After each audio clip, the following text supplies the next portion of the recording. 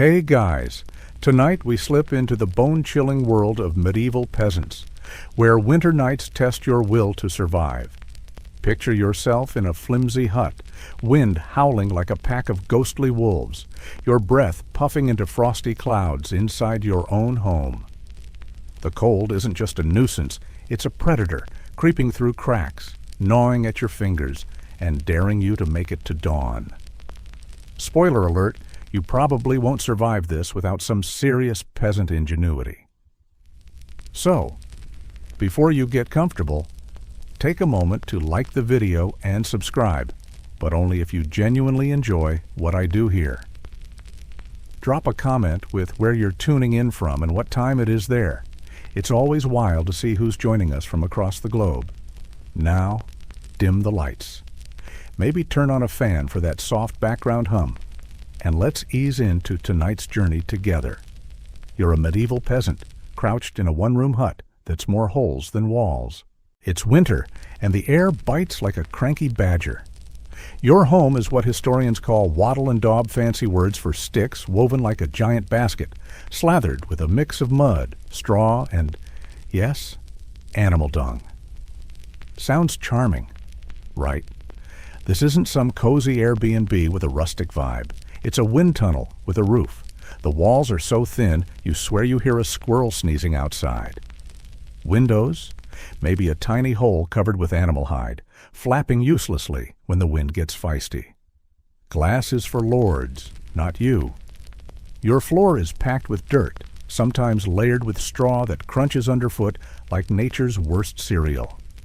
When it snows or rains, that dirt turns into a muddy soup, making every step feel like you're wading through a frozen swamp. Congratulations! Your home is an all-you-can-freeze buffet. Winter isn't just a season, it's a survival gauntlet. You wake up each morning, checking your toes to make sure they're still attached. Frostbite is a real threat, turning fingers and noses black if you're not careful. Hypothermia lurks like a thief, especially for kids and the elderly, who shiver harder in the meager warmth of your hut.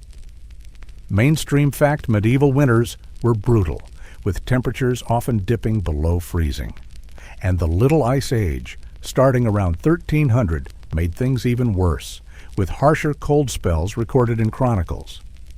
You don't have a thermostat or even a decent blanket, just a scratchy wool cloak that smells like it's been on a Goat's World tour. Your bed? A sack of straw or rushes, lumpy and crawling with fleas that think they're your roommates. Sleeping is less about comfort and more about not waking up as a human icicle. Let's talk about that dung in your walls. Quirky tidbit peasants used cow or horse manure as a sealant because it was sticky, plentiful, and believe it or not, a decent insulator. You mix it with straw and mud, smear it over the wattle, and hope it holds back the wind. It's not exactly eco-friendly interior design, but when your alternative is freezing, you get creative. You're not thrilled about living in a dung palace, but you've got bigger problems like the wind that sneaks through every crack, turning your hut into a medieval wind chime. You stuff gaps with moss or old rags, but it's like trying to plug a sieve with your fingers. The cold laughs at your efforts, swirling around your feet. You're not just fighting the weather, you're battling the house itself. Thatched roofs, while picturesque in summer, sag under snow and leak like a betrayed secret. A good storm can turn your ceiling into a sieve, dripping icy water onto your already freezing floor. Historians still argue whether peasants regularly replaced their thatch or just patched it with whatever they could grab, reeds, turf, or even stolen bits of a neighbor's field. Either way, you're constantly playing defense against a house that seems determined to let winter win. You might chuckle at the thought of your neighbor waking up to a squirrel dropping through a roof hole onto his porridge joke number 1, but it's less funny when it's your dinner getting the surprise guest. Your family huddles in one room because spreading out means losing heat. Privacy? That's a lord's luxury. You share space with your parents, siblings, and maybe a grumpy aunt who snores like a bear. Sometimes, even the chickens get an invite, their tiny bodies adding a smidge of warmth. You're not living, you're surviving, one shivering breath at a time. The cold doesn't care about your dreams or your plans for tomorrow's barley planting. It's relentless, and every night feels like a test. Can you outsmart the frost long enough to see another sunrise? You pull your cloak tighter, feeling the itch of wool that hasn't been washed since last spring. Spoiler? It won't be washed until next spring either. Why washing means hauling water from a half-frozen stream, smashing through ice, and then waiting days for your only shirt to dry or freeze solid. No thanks. You glance at the hearth, a pitiful pile of stones in the center of the room. It's your only real weapon against the cold, spitting out just enough heat to keep your toes from mutiny. Without it, you're toast, or rather, you're not toast, because you're frozen. You've learned to ration your wood like a miser because running out means a long, miserable night. Some nights, you swear the wind is mocking you, howling louder just to remind you who's boss. Joke number 2. It's like the weather's throwing a tantrum, and you're the unlucky parent stuck dealing with it. You tuck your hands under your armpits, trying to thaw them, and wonder how your ancestors survived this nonsense. Spoiler, they didn't always. Winter was a grim reaper, and not everyone made it to spring. But you're not alone in this fight. Your village is a team, whether you like it or not. If Old Tom's fire goes out, someone notices. If Widow Agnes hasn't been seen in days, you trudge through the snow to check on her. Community isn't just nice, it's survival. You share what little you have because tomorrow it might be you needing a spare ember or a handful of barley. The cold doesn't just test your body, it tests your grit, your cleverness, and your stubborn refusal to give up. You're a peasant, not a knight, but in this icy battlefield, you're a warrior in your own right. Joke number 3, your epic quest. Do not wake up with icicles hanging from your nose. Good luck. You're still shivering in your medieval peasant hut, the wind rattling the walls like a skeleton shaking its bones. The cold is a relentless enemy, but you've got one ally that's keeping you alive. The hearth, that flickering smoky fire in the center of your home, isn't just for roasting turnips or scaring off the occasional brave rat. It's your lifeline, your only real defense against the frost creeping under the door. Without it, you're just a popsicle waiting to happen. You huddle closer to the pitiful flames, feeling the heat kiss your face while your back stays cold enough to store meat. The hearth is more than a fire pit. It's the heart of your survival, and you guard it like a dragon hoarding gold. Let's set the scene. Your heart is a simple affair stones piled in a rough circle. Maybe some charred logs if you're lucky. No fancy chimney. No stone mantel carved with lions. Smoke curls up, half of it escaping through a hole in the roof, the other half deciding your lungs make a cozy home. Mainstream fact, most medieval peasant homes lacked chimneys until the late Middle Ages, meaning you're breathing air that's half warmth, half barbecue. It's not great for your lifespan, but it does wonders for keeping fleas at bay. Joke number 1, your house is the original pest control sauna.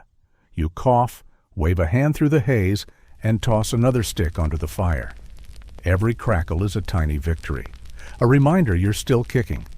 Keeping the fire alive is a full-time job. You can't just light it and forget it. Winter doesn't play nice. Letting the flames die out is like inviting the cold to move in and unpack its bags. Restarting a fire. That's a nightmare.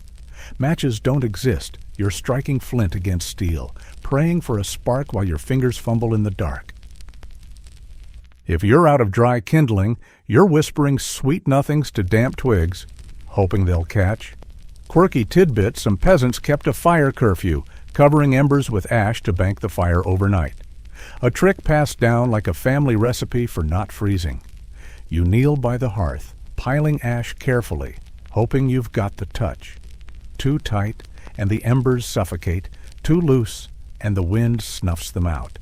It's an art, and you're no Picasso. You're not alone in this. Your whole family's on fire duty. Your little brother, barely old enough to avoid tripping over the chickens, pokes at the coals with a stick. Your grandma, who claims she's seen worse winters, mutters advice about breathing the fire right. Historians still argue whether fire banking was a universal skill or if some regions relied on communal firekeepers to share embers. Either way, you're all in this together, because a dead fire means a dead night. You glance at the pile of wood in the corner, pitifully small. Gathering fuel in winter is like hunting for gold. You've scrounged every fallen branch, every scrap of peat, and maybe even borrowed a log from your neighbor's stack when he wasn't looking. Joke number 2, stealing wood is the medieval equivalent of swiping someone's Wi-Fi signal. The hearth isn't just about warmth, it's your kitchen, your lamp, your Netflix. After sunset, there's nothing to do but stare into the flames, tell stories, or argue about whose turn it is to check the coals. You listen to your dad recount the time he outran a wolf, probably exaggerated, but it beats the silence. The fire's glow paints shadows on the walls, making your tiny hut feel like a stage for epic tales. But it's not all cozy vibes. The smoke stings your eyes, and every gust through the door threatens to douse your precious flames. You've learned to read the fire like a book. Blue sparks mean it's hungry. Lazy curls mean it's content. You toss on a log, watching it catch, and feel a small surge of pride. You're not just surviving, you're outsmarting winter. But the heart has its limits. It roasts your toes if you're close. But step a few feet away, and you're back in the Ice Age. The heat's a selfish friend, clinging to the stones and leaving the corners of the room to fend for themselves. You've tried scooting closer, but last time you signed your cloak and spent a week smelling like burnt sheep. Joke number 3, your fashion statement is now Ode to Campfire, and it's not catching on. You rearrange the straw on the floor, hoping it'll trap a little warmth, but it's like trying to hold water in a net. The cold seeps up from the dirt, wrapping around your legs like a clingy ghost. You think about the village outside, where every hut has its hearth, its own little war against the cold. If your fire goes out, you're not totally sunk. Someone will share an ember, because that's how villages work. But it's a walk of shame, trudging through snow to beg for a spark. You'd rather wrestle a pig than admit you let the fire die. So you stay vigilant, eyes stinging from smoke, hands raw from poking coals. The wind howls, mocking your efforts, but you're not giving up. The hearth is your rebellion, your proof that you can hold winter at bay. You lean closer, feeling the faint warmth on your face, and whisper a quick prayer that it holds through the night, because if it doesn't, you're in for a very long, very cold morning. You're still shivering in your medieval peasant hut, the wind rattling the walls like a skeleton shaking its bones. The cold is a relentless enemy. But you've got one ally that's keeping you alive, the hearth. That flickering, smoky fire in the center of your home isn't just for roasting turnips or scaring off the occasional brave rat. It's your lifeline, your only real defense against the frost creeping under the door. Without it, you're just a popsicle waiting to happen. You huddle closer to the pitiful flames, feeling the heat kiss your face while your back stays cold enough to store meat. The hearth is more than a fire pit. It's the heart of your survival, and you guard it like a dragon hoarding gold. Your heart is a simple affair, stones piled in a rough circle, maybe some charred logs if you're lucky. No fancy chimney, no stone mantel carved with lions. Smoke curls up, half escaping through a hole in the roof, the other half deciding your lungs make a cozy home. Mainstream fact, most medieval peasant homes lacked chimneys until the late Middle Ages, meaning you're breathing air that's half warmth, half barbecue. It's not great for your lifespan, but it does wonders for keeping fleas at bay. Joke number 1. Your house is the original pest control sauna. You cough, wave a hand through the haze, and toss another stick onto the fire. Every crackle is a tiny victory, a reminder you're still kicking. Keeping the fire alive is a full-time job. You can't just light it and forget it. Winter doesn't play nice. Letting the flames die out is like inviting the cold to move in and unpack its bags. Restarting a fire. That's a nightmare. Matches don't exist. You're striking flint against steel, praying for a spark while your fingers fumble in the dark. If you're out of dry kindling, you're whispering sweet nothings to damp twigs, hoping they'll catch. Quirky tidbit: some peasants kept a fire curfew, covering embers with ash to bank the fire overnight. A trick passed down like a family recipe for not freezing. You kneel by the hearth, piling ash carefully, hoping you've got the touch. Too tight, and the embers suffocate. Too loose, and the wind snuffs them out. It's an art, and you're no Picasso. Your whole family's on fire duty. Your little brother, barely old enough to avoid tripping over the chickens, pokes at the coals with a stick. Your grandma, who claims she's seen worse winters, mutters advice about breathing the fire right. Historians still argue whether fire banking was a universal skill or if some regions relied on communal firekeepers to share embers. You're all in this together because a dead fire means a dead night. You glance at the woodpile, pitifully small. Gathering fuel in winter is like hunting for gold. You've scrounged every branch, every scrap of peat, and maybe borrowed a log from your neighbor's stack. Joke number 2. Stealing wood is the medieval equivalent of swiping someone's Wi-Fi signal. The hearth isn't just warmth. It's your kitchen, your lamp, your Netflix. After sunset, you stare into the flames, tell stories, or argue about whose turn it is to check the coals. Your dad recounts outrunning a wolf probably exaggerated, but it beats silence. The fire's glow paints shadows, making your hut a stage for epic tales.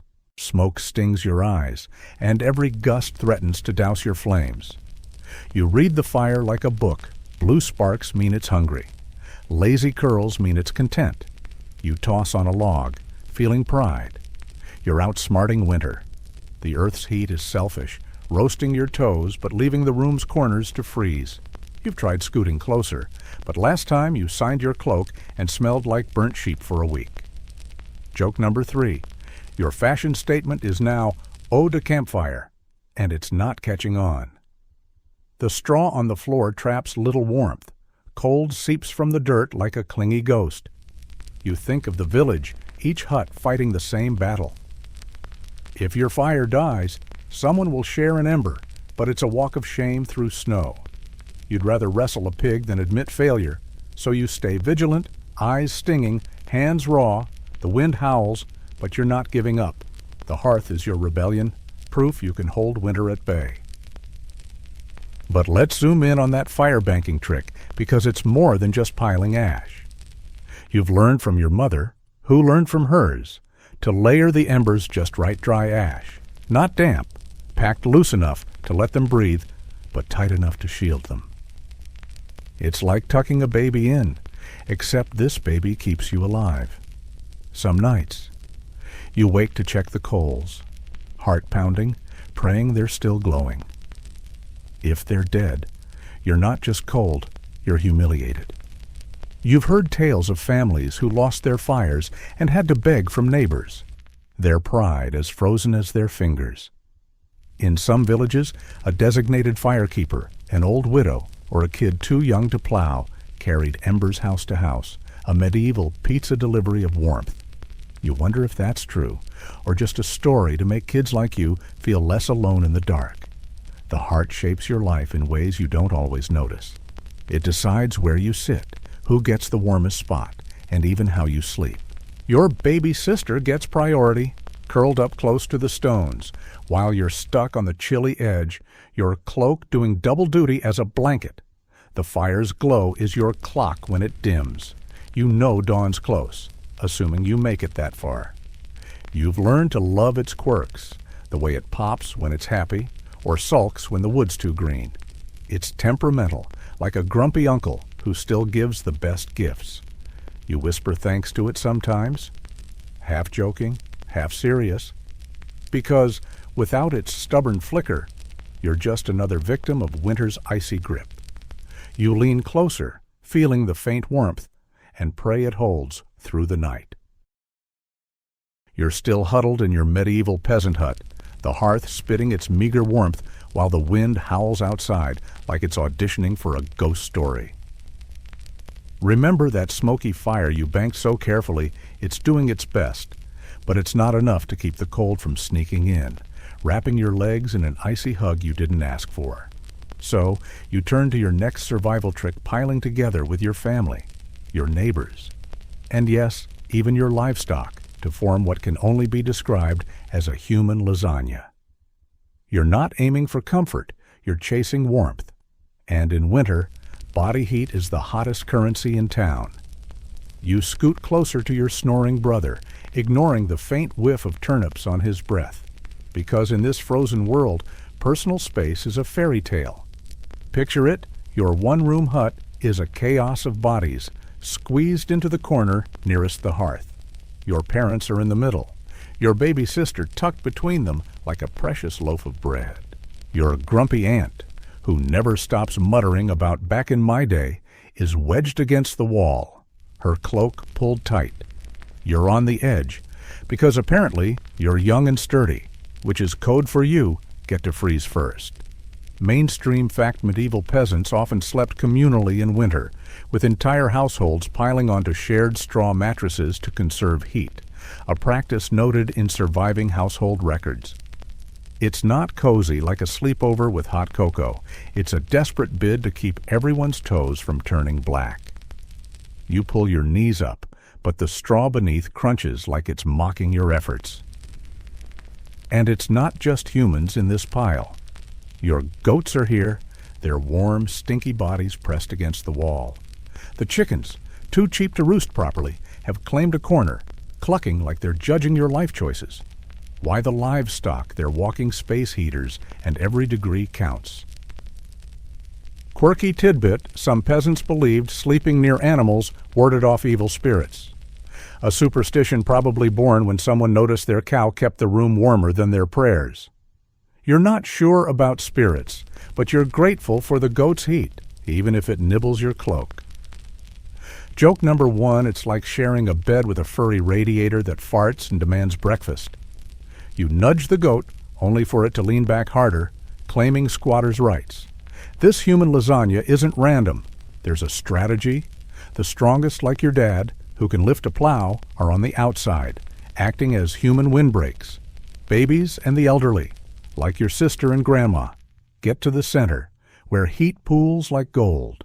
You've seen frostbite claim a neighbor's ear. No one's taking chances.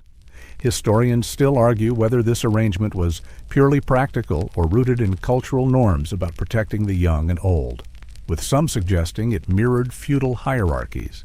You don't care about the way you want to feel your toes. You shift, trying not to elbow your brother, who mutters about you hogging the blanket. Blanket. It's a patchwork of cloaks that smell like a pigsty. The bed is no luxury. It's a wooden frame if you're fancy stuffed with straw or rushes, flattened from use. You dodge sharp stalks poking like medieval acupuncture. Fleas love it, hopping like they're at a festival. You scratch a bite, muttering curses you hope the priest doesn't hear. The straw is supposed to insulate against the frozen dirt floor, but it's like sleeping on a crunchy iceberg. You envy the chickens, unbothered, puffing warmth. Joke number 2. Maybe you should trade places with the hen. She's got a better deal. With feathers and no chores. This isn't just survival. It's bonding, whether you like it or not. You hear every snore, mumble, and goat sneeze. Privacy laughable. You ignore your aunt's sleep-talking about her feud with the miller. It's awkward, but it's where stories happen. Your dad whispers about a comet he saw, swearing it meant good harvests. Your mom hums a lullaby, soothing your sister and maybe herself. These moments stitch your family tighter, even if you'd kill for a room of your own. The warmth of bodies, human and animal, creates a fragile shield, a bubble where winter's claws don't reach. But it's not perfect. Shift too much, and you knock someone into the drafty wall, earning glares. Last night, you bumped your cousin, who yelped and woke the chickens, who flapped like the world was ending. Joke number 3, it's a medieval mosh pit, with snoring and existential dread instead of music. You move like a ninja, curling tighter to avoid disaster. The smell's hygiene isn't winning awards. By February, your hut's aroma is sweat, straw, livestock, and last week's porridge. You're nose-blind, but a lord would faint stepping inside. Animals aren't just here for warmth, they're assets. That cow by the wall, she's your milk, cheese, and bargaining chip for seeds. Losing her is unthinkable, so she gets prime real estate. Goats muscle in close, their breath steaming. You've heard of pigs sleeping on beds, plopped like royalty. You're glad you're staying outside, they're worse than your brother at stealing blankets. Animals add chaos, but their heat is a lifeline. You pat the goat, half annoyed, half thankful, and settle back. This lasagna extends beyond your hut. If a neighbor's fire dies, they join your pile, squeezing in with cloaks and complaints. You grumble, but make room next week. It could be you. The village is a web, each hut tied by survival. You think of old Tom, whose fire died. Your dad carried embers to him through the snow. It's not charity, it's insurance. You pull your cloak, feeling bodies around you, realizing this isn't just heat. It's trust, knowing someone's got your back when winter's got everything else. Let's linger on that village web because it's more than neighborly vibes. You've seen winters where whole families vanished, their huts silent by spring. So, you watch for signs: smoke missing from a chimney, a door unopened. Kids run messages, like Widow Agnes needs wood. You've carried straw to a sick neighbor, knowing they'd do the same.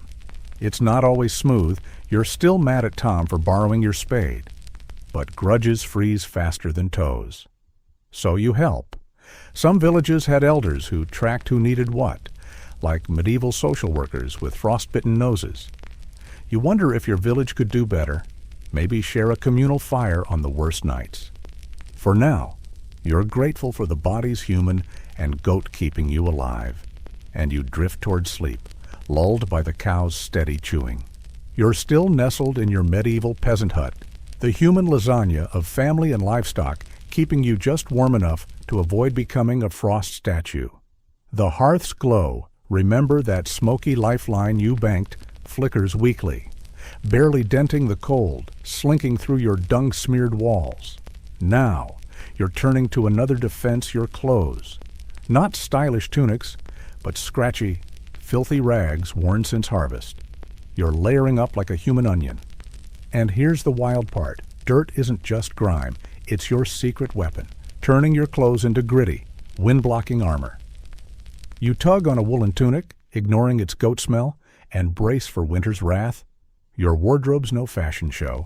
You've got a linen undertunic, stained and scratchy, maybe clean last festival. Over that, a woolen tunic, sagging at the knees, because wool traps heat best.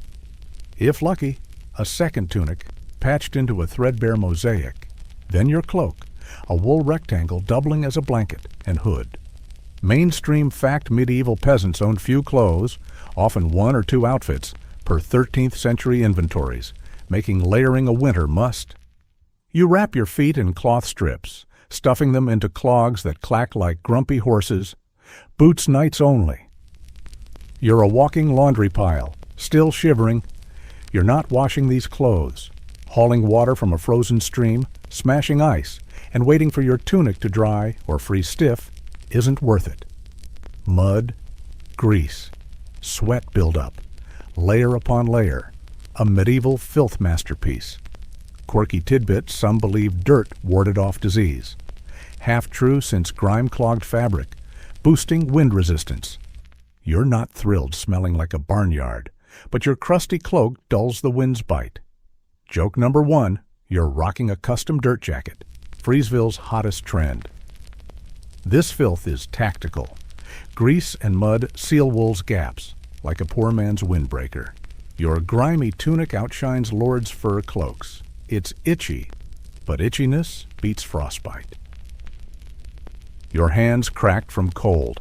Get sheep-fat medieval hand cream that reeks of wet dog. Every dirt layer adds warmth. Historians still argue whether peasants skipped washing from necessity or belief, some suggesting bathhouses were common. You're not banking on a spa day. Your head's armored too. A woolen cap, mom knitted, so tight it marks your forehead, keeps ears from turning icicles. Gloves, leather scraps, more sad mittens than fashion. Kids waddle in layers, like overstuffed turnips. You chuckle at your brother tripping over his cloak joke. Number 2, he fell like a woolen avalanche, chickens clucking for hours. You adjust your cap, hoping it resists the wind. Layering survival math. Each cloth traps air. Your friend, when still, you shuffle, not stride, to keep layers tight. Running lets cold air sneak up your tunic. You move like a turtle, preserving heat. Your hood flaps, so you tuck it, cursing the wind. Styles for summer, winter's about life. Your family, bundled like you, are matching lumpy laundry bags. Downside layers are heavy, like lugging a wet sheep. Midday, sweat freezes outside, making you an ice pack. Itchiness is relentless. You scratch till raw. Fleas treat your clothes like a hotel. Shaking your tunic is like evicting bugs they just relocate. Some burn clothes in spring, but you can't afford it. Joke number 3, your clothes are so lively, they might market themselves. Your village waddles in grimy armor too. Old Tom's cloak, a quilt of patches. Earns your nod. Everyone's a mess, no one judges. Nose blindness hides the stink of sweat. Sheep and smoke. Lords bathe weekly, but your stream dips yearly. Post-thaw, your practical dirt's warmth, and warmth's life. Your clothes are another layer in that human lasagna survival sandwich. Foot wraps are a saga. Cloth strips, tied tight, aren't waterproof. Snow feels like a slushy dip. You stuff straw in clogs, but it flattens, leaving soggy feet. Frostbite's real feet blacken like burnt bread. You swap wet wraps for dry if you've got them. Mom's fat-rubbing trick keeps feet supple, but attracts dirt. Cold feet or muddy ones? Tough call. This grimy armor's mental too. Filth's a badge, proof you're tougher than winter. Stains tell stories, pig pen slips, blizzard wood hauls. You're thriving, smelly, and itchy. You tug your cloak, feeling crusty wool, and smile. Winter's brutal, but you're layered and ready. You shuffle to the hearth, armor creaking, knowing dirt's got your back literally.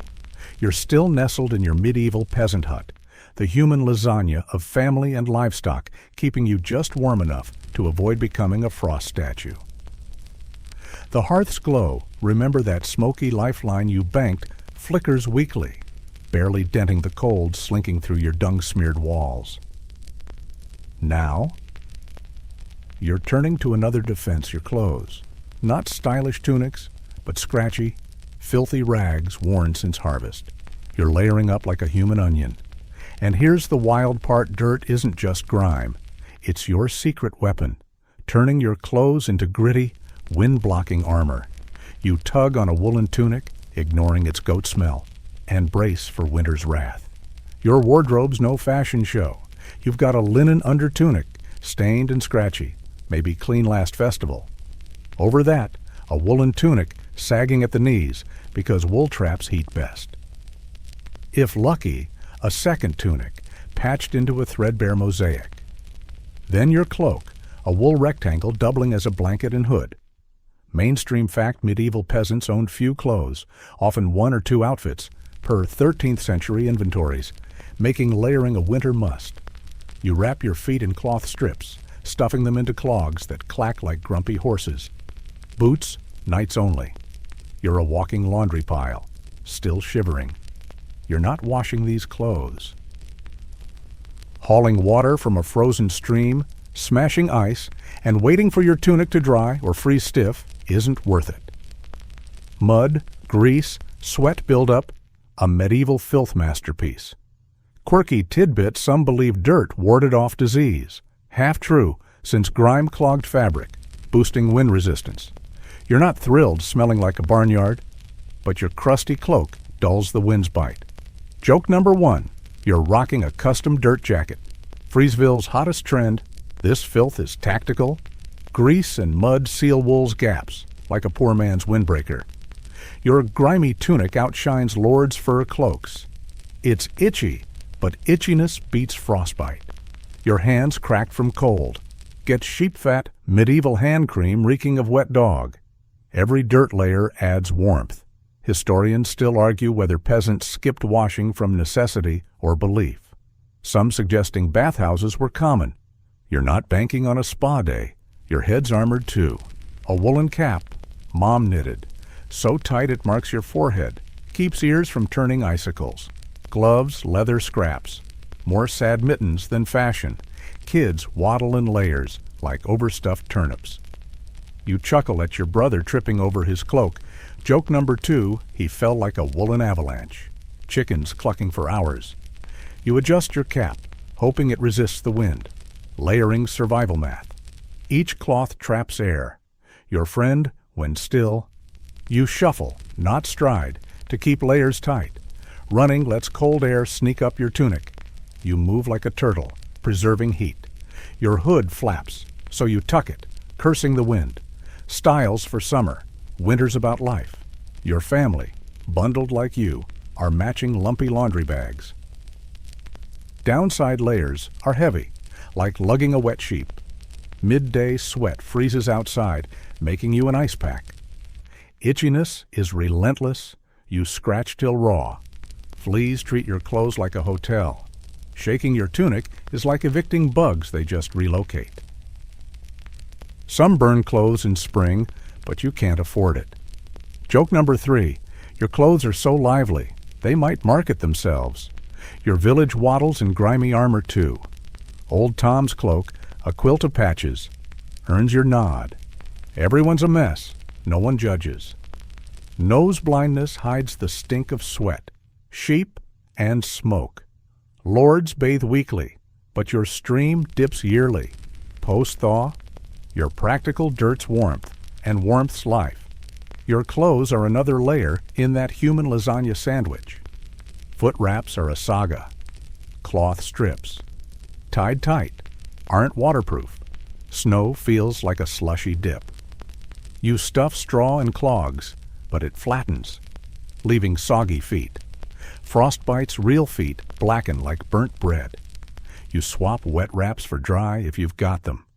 Mom's fat rubbing trick keeps feet supple, but attracts dirt. Cold feet or muddy ones? Tough call. This grimy armor's mental too. Filth's a badge, proof you're tougher than winter. Stains tell stories, pigpen slips. Blizzard wood halls. You're thriving, smelly, and itchy. You tug your cloak, feeling crusty wool, and smile. Winter's brutal, but you're layered and ready. You shuffle to the hearth, armor creaking, knowing dirt's got your back literally. Let's linger on that mental armor because it's more than just dirt. Each layer you pile on is a defiance, a middle finger to the cold that wants you dead.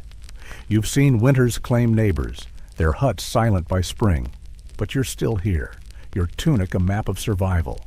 You think of your mom, who taught you to layer smart linen first, then wool, cloak last. She'd laugh at lords in their clean furs, saying they'd freeze faster than a pig in a snowstorm.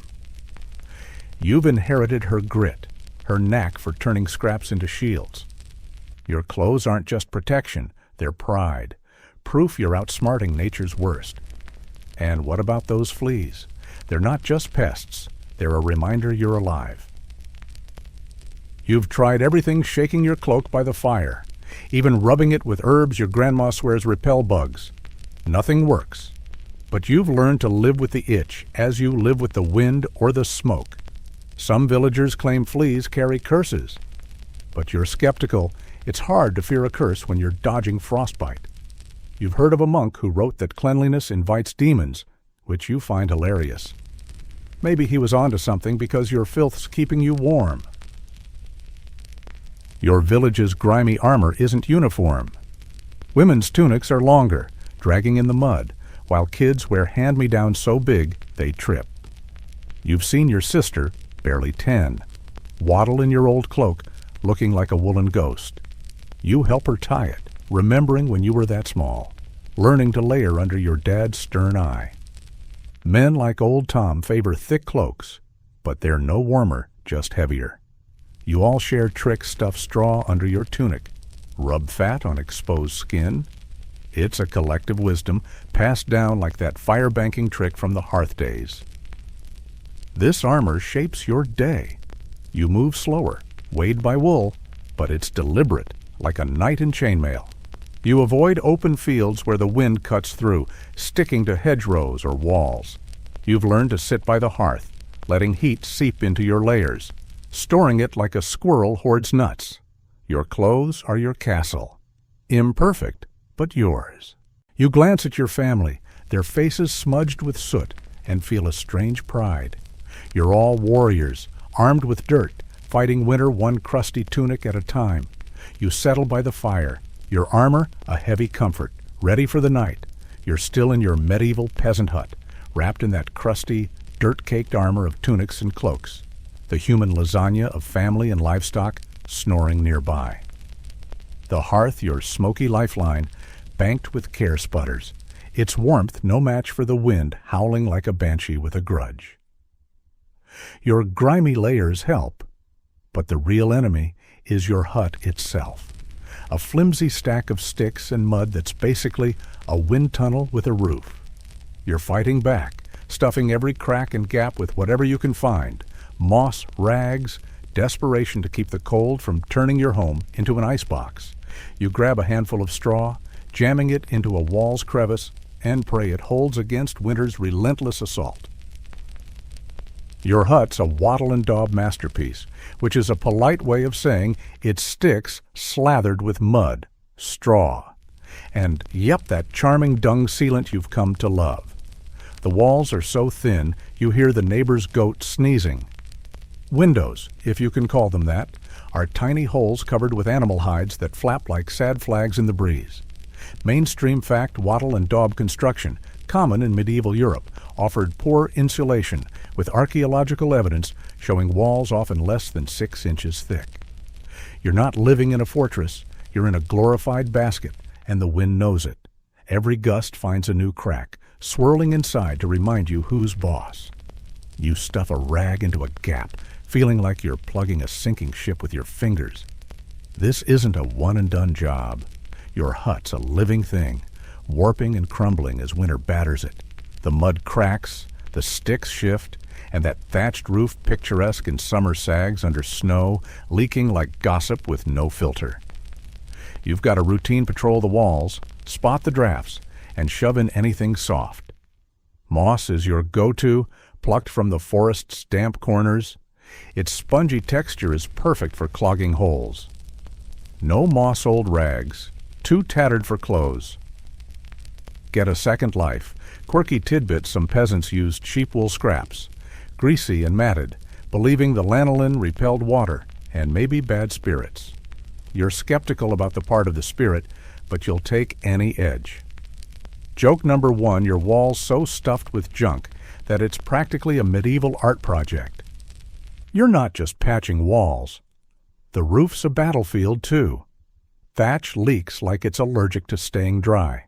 So you climb up carefully, because falling means a week of limping and jam and reeds or turf stolen from a field. Doors are another headache, just wooden planks hung on creaky nails. You stuff straw around the edges, but the wind laughs, sneaking through anyway.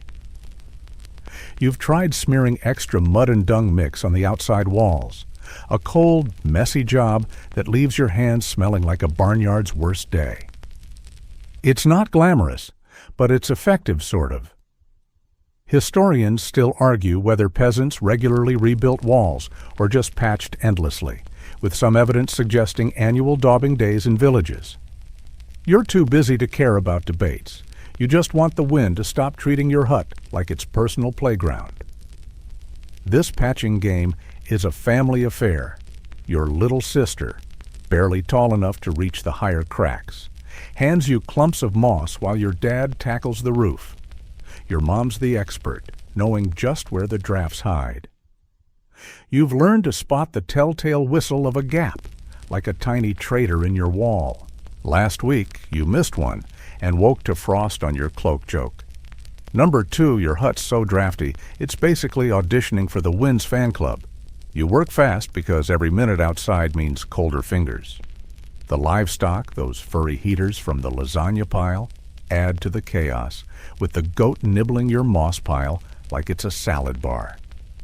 It's not just about warmth, it's about pride. A leaky hut is a sign of laziness, and you're not about to let old Tom smirk at your shoddy walls.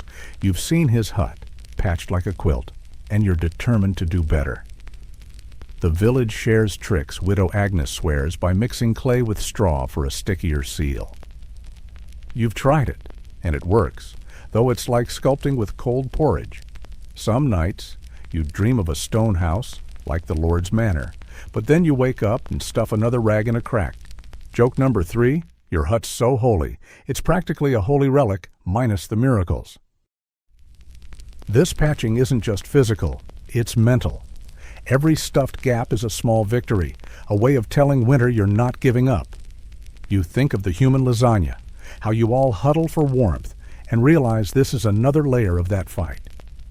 Your hut's a mess, but it's yours, and you'll defend it with every scrap you've got. You step back, hands muddy, and survey your work. The wind's still there, but it's quieter now, like it's sulking. You shuffle to the hearth, ready for another night, knowing your patched-up home's holding for now. You're still in your medieval peasant hut, wrapped in that crusty, dirt-caked armor of tunics and cloaks. The human lasagna of family and livestock snoring nearby. The hearth your smoky lifeline, banked with care sputters, its warmth no match for the wind howling like a banshee with a grudge. Your grimy layers help, but the real enemy is your hut itself. A flimsy stack of sticks and mud that's basically a wind tunnel with a roof. You're fighting back, stuffing every crack and gap with whatever you can find, moss, rags, desperation to keep the cold from turning your home into an icebox. You grab a handful of straw, jamming it into a wall's crevice, and pray it holds against winter's relentless assault. Your hut's a wattle and daub masterpiece, which is a polite way of saying it sticks slathered with mud, straw, and yep, that charming dung sealant you've come to love. The walls are so thin, you hear the neighbor's goat sneezing. Windows, if you can call them that, are tiny holes covered with animal hides that flap like sad flags in the breeze. Mainstream fact wattle and daub construction, common in medieval Europe, offered poor insulation, with archaeological evidence showing walls often less than 6 inches thick. You're not living in a fortress. You're in a glorified basket, and the wind knows it. Every gust finds a new crack, swirling inside to remind you who's boss. You stuff a rag into a gap, feeling like you're plugging a sinking ship with your fingers. This isn't a one-and-done job. Your hut's a living thing, warping and crumbling as winter batters it, the mud cracks, the sticks shift, and that thatched roof picturesque in summer sags under snow, leaking like gossip with no filter. You've got to routine patrol the walls, spot the drafts, and shove in anything soft. Moss is your go-to, plucked from the forest's damp corners. Its spongy texture is perfect for clogging holes.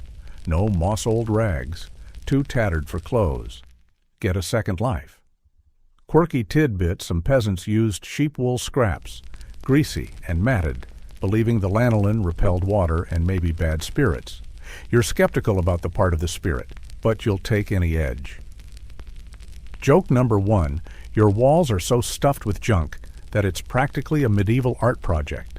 You're not just patching walls. The roof's a battlefield too.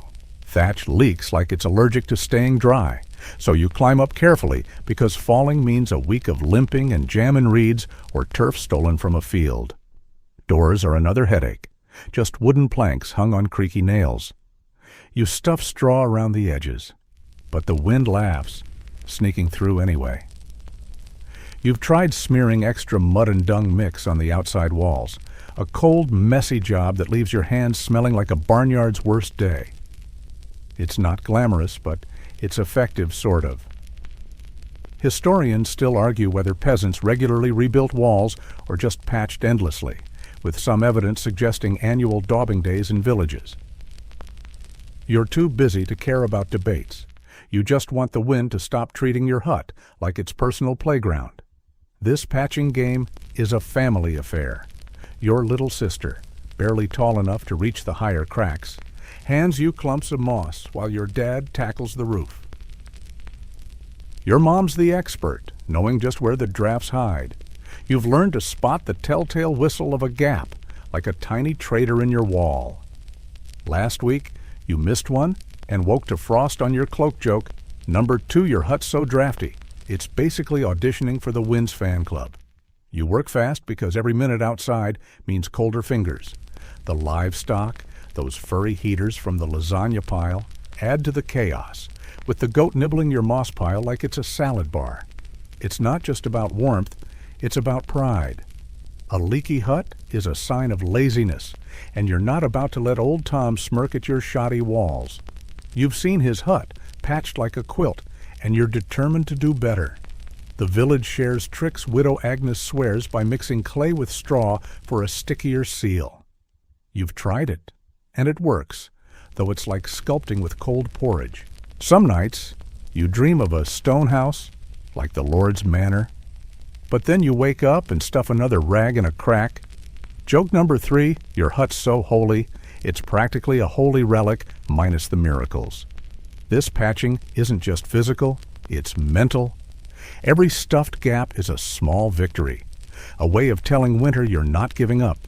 You think of the human lasagna, how you all huddle for warmth, and realize this is another layer of that fight. Your hut's a mess, but it's yours, and you'll defend it with every scrap you've got. You step back, hands muddy, and survey your work. The wind's still there, but it's quieter now, like it's sulking. Let's dig into that pride because it's what keeps you going. You've seen huts collapse under snow and families left to beg for shelter. Not you. You patch with purpose, each rag a defiance. Your dad tells stories of his father rebuilding after a storm, hands bleeding but never quitting. You've inherited that stubbornness, like your grimy armor's grit. The village notices Widow Agnes nodded approval at your clay mix. A rare compliment. You're not just fixing walls, you're proving you belong, that you're tougher than the frost creeping up your clogs. And those animals, they're not just chaos. The cow's bulk blocks a drafty corner, her breath steaming like a tiny furnace. You've caught your sister whispering thanks to her, half joking, half serious. You've tried tying hides tighter over the window holes, using fat to make them stickier. It's a trick from old Tom, who claims it keeps spirits out too. You roll your eyes, but do it anyway. Winter makes you superstitious. Your hut's a patchwork quilt. Each fixes a story of survival, holding fast against the cold's cruel siege. You shuffle to the hearth, ready for another night. You're still crouched in your medieval peasant hut, swaddled in that grimy armor of tunics. The walls now a patchwork of moss and rags from your desperate wind-blocking campaign. The human lasagna of family and livestock snores in the corner, their warmth a faint shield against the cold. The hearth, your smoky lifeline, banked with care, glows faintly, its embers the only thing standing between you and a frozen dawn. But keeping that fire alive isn't a one-time chore. It's a grueling, night-long battle. You're taking shifts in the dark, stoking the coals, fighting sleep's heavy pull and the cold's sharp bite. One slip, and the fire dies, turning your hut into winter's personal ice rink. It's the dead of night, so dark you can't see your own hands. The hearth's orange flicker barely lights the dirt floor, casting shadows that dance like mischievous spirits. You're on fire duty, your eyes gritty with exhaustion, your body yearning for the straw bed where your family's piled like a woolen landslide. But sleeping is a luxury you can't afford. If the fire goes out, your hut becomes an icebox, and restarting it in this cold is like trying to sweet-talk a wolf into vegetarianism. Mainstream fact medieval households often rotated fire-tending duties, with village records from the 14th century showing even children as young as 7 tasked with night watches. You're not much older, but you've mastered poking coals just right, coaxing sparks without waking the goat snoring by the wall. Your job's simple, but brutal. Keep the embers alive. You shuffle to the hearth, clogs clacking softly, and kneel by the stones. The heat teases your face, but your back's so cold it could double as a meat locker. You grab a stick, nudging the coals, watching for that vital glow. If they're fading, you add a twig dry, because wet wood smokes like a sulky dragon. You bank the fire before bed, piling ash like a blanket, but it's not foolproof. A gust through a mist crack, curse those patchy walls, can snuff it out. Quirky tidbits, some peasants whispered charms over the coals, believing words could keep the fire alive, a superstition born from smoky, desperate nights. You mutter, "Stay lit," you stubborn spark, half joking, half hoping. Joke number 1, it's like flirting with a fire that's already swiped left on you. This isn't a solo act. Your family's got a system, like a grim relay with no trophy. Your dad took the first shift, muttering about his creaky knees. Your little sister's next, though she'll probably wake you, too spooked to face the dark alone. Even your grandma, with her arthritis, insists on a turn, boasting she's outlasted worse winters. Historians still argue whether these shifts were rigidly scheduled or a chaotic scramble to avoid freezing, with some suggesting wealthier peasants paid servants for fire duty. You're no lord, so everyone pitches in or shivers. You glance at your brother, snoring in the lasagna pile, and resist nudging him awake. He'll get his turn, and you'll enjoy his grumbles. Sleep's a sneaky foe, tugging your eyelids like a persistent kid. The fire's crackle lulls you, a dangerous siren song. You pinch your arm, wincing to stay sharp. Dozing on watch is worse than stealing old Tom's spade. Last week, your cousin let the fire die, and the morning was a chorus of shivers and curses. You're not about to be the family villain. You stand, stretching stiff legs, and pace the dirt floor, dodging the chickens roosting in the corner. Joke number 2, it's like playing dodgeball with poultry in the dark, and you're the worst athlete. The wind howls, rattling your patched walls, and you check the coals again, heart racing. They're alive barely. The cold's relentless, gnawing your toes through your foot wraps.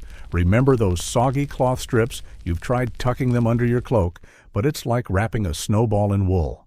Your hands are raw from poking sticks, eyes stinging from smoke. Thanks, chimneyless hut. You think of the human lasagna, how you huddle for warmth, and realize this fire watch is another layer of that fight. Without the hearth, your grimy armor and patched walls are just props in a losing play. You add a log, watch it catch, and feel a spark of pride. You're not just tending fire, you're keeping your family alive. The dark plays tricks, shadows flickering like ghosts. You've heard tales of hearth spirits stealing warmth, and while you scoff mostly, you jump when the goat snorts. The silence, broken by wind and snores, gives you time to think. Will spring come early? Will the barley grow? Will you ever afford a stone house? For now, you're stuck in this smoky hut, guarding the fire like a knight guards a castle. Joke number 3, except your castle's mud, and your dragon's a cranky chicken. You kneel again, stirring coals, and whisper thanks when they flare. The village is quiet, but others are on their shifts. Old Tom's cursing his coals, Widow Agnes humming hymns. You've shared embers before, a lifeline in a clay pot through snow. It's humbling, one spark saving a night. You've banked better since, but you're not cocky winter's a harsh teacher. You settle by the hearth, ready to hand off to your sister, knowing this shift's another stitch in your survival tapestry. Let's linger on that village web because it's more than shared embers. You've seen winters where huts went dark and families lost to the cold. You listen for signs missing chimney smoke, unopened doors. Your sister once ran through the snow to check on Widow Agnes, finding her shivering but alive. You've carried straw to neighbors, knowing they'd return the favor. It's not rosy. Old Tom owes you for that borrowed log, but grudges freeze faster than toes. Some villages had firekeepers, widows, or kids carrying coals like medieval delivery drivers. You wonder if your village needs one, but you're the night's guardian for now. This shift is mental too. Staying awake tests your will, like staring down winter. You hum tunes, count goat snores, or imagine summer's warmth. Your mom taught you to keep moving, tapping your foot to fend off sleep. You've heard of peasants tying bells to wrists to jolt awake if they dozed clever. But you're not there yet. The fire's your focus, its glow a promise of another day. Your dad's stories of his father keeping fires through storms echo in your mind. You're carrying that legacy, one coal at a time. You stir the embers, feeling the night's weight, knowing you're tougher than the frost on your clogs. Your shift's not just a duty, it's a ritual. You've learned the hearth's moods when it's hungry, when it's sulky. You've caught yourself talking to it like it's a friend who's half listening. Your sister's scared of this shift, but you're teaching her, showing her how to nudge coals gently. It's a skill she'll need, like patching walls or layering tunics. You think of the village, each hut a tiny fortress against winter, and feel connected, even in this lonely dark. You've heard of monks who pray all night, your vigils holier, keeping life alive. You check the coals once more, their glow steady, and settle back, ready to wake your sister, your heart warm despite the cold.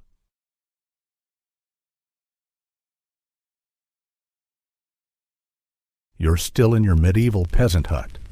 The hearth's faint glow, remember that smoky lifeline you guarded on your fire-tending shift, casting a dim light over the human lasagna of family and livestock snoring nearby.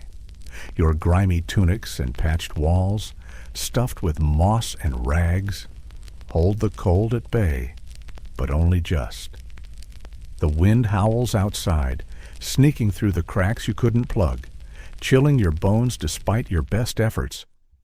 Now, you're turning to a subtler survival trick, breathing like a ninja. You're mastering shallow and nose-only breaths to avoid gulping icy air that could shock your lungs and land you coughing into spring. You tuck your cloak over your mouth, exhaling softly, and focus on keeping winter's bite out of your chest. It's deep in the night, the kind of cold that makes your breath puff into frosty clouds inside the hut. You're curled in the straw bed, wedged between your snoring brother and the goat that's claimed half your cloak. The air's so frigid it feels like swallowing knives. And you've seen what happens when you breathe too deeply. Your neighbor's kid coughed for weeks after a careless gasp. So, you keep it shallow, sipping air through your nose and letting it warm before it hits your lungs. Mainstream fact: medieval peasants faced high risks of respiratory illnesses like pneumonia, with historical records showing winter as a peak season for such deaths, especially among the young and old. You're not about to let a bad breath ruin you, so you focus, inhaling like you're sneaking past a sleeping bear. This isn't just about comfort, it's life or death. Deep, open-mouthed breaths pull freezing air straight into your chest, inviting trouble faster than a tax collector after harvest. Pneumonia is a grim reaper, and with no doctor in sight, your only remedy is Grandma's onion tea and a prayer. You've learned to breathe like you're rationing air, slow and steady, using your nose to filter and warm it. Quirky tidbit: some peasants wrapped rags around their faces at night, believing it trapped good humor in the breath, a half-baked idea that still kept the cold air out. You've tucked your cloak's edge over your mouth, creating a damp, woolly barrier that smells like sheep and survival. Joke number one: it's like wearing a medieval face mask, but instead of germs, you're dodging frostbite of the lungs. Your mom taught you this trick early, scolding you for panting like a dog after running indoors. Nose only. She'd snap, and you'd roll your eyes, but obey. Now, you get it. Kids who don't learn this lesson end up hacking like they're auditioning for a plague. You watch your sister, her tiny breaths puffing through a scarf, and feel a pang of pride she's catching on. The whole family's in on it, a silent orchestra of shallow inhales, except your brother, who snores like he's trying to wake the dead. You nudge him, hoping he'll quiet down, but he just mumbles and steals more cloak. Historians still argue whether this breathing technique was a widespread practice or a regional quirk, with some suggesting it was tied to medieval medical beliefs about bad air. You don't care about theories, you just want to breathe without coughing up your soul. It's not easy. This ninja breathing, your nose is half frozen, and every inhale feels like a gamble. You've tried holding your breath longer, but that just makes you dizzy. The cloak over your mouth gets soggy, clinging like a wet rag, but you keep it there because it's better than gulping ice. You think of the human lasagna, how you huddle for warmth, and realize this breathing's another layer of that fight, less flashy than patching walls or tending fires, but just as vital. You adjust your position, careful not to disturb the goat, whose warm bulk is a grudging ally. Joke number 2, you're basically a stealth warrior, except your mission is to not wheeze in front of the chickens. The hut's air is a mix of smoke, livestock, and frost, making every breath a test. That chimneyless hearth, curse its smoky heart, doesn't help, stinging your eyes and throat. You've learned to angle your face away from the drafty wall, where the cold sneaks in despite your moss-stuffed patches. Your dad's stories of surviving worse winters, told during fire shifts, echo in your mind. He'd laugh at your breathing fuss, saying he once breathed through a snowstorm and lived.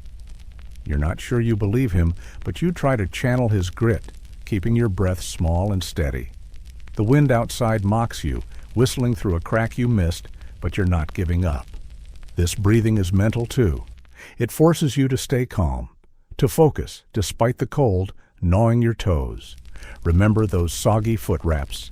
Panic makes you gulp air, and that's a one-way ticket to a cough. You've seen old Tom hack through winter, his chest rattling like a broken cart. You're determined to avoid that fate. You hum a tune in your head, timing your breaths to the rhythm, a trick your mom swears keeps you steady. You've heard of monks who meditate through cold nights, but your breathing's holier, it's keeping you alive. Joke number 3, you're a medieval yogi, but instead of lotus pose, you're mastering the don't freeze your lungs stance. The village is full of ninja breathers. Widow Agnes wraps her shawl so tight you barely see her face, her breaths puffing like tiny clouds. Kids learn fast, scolded by parents for panting indoors.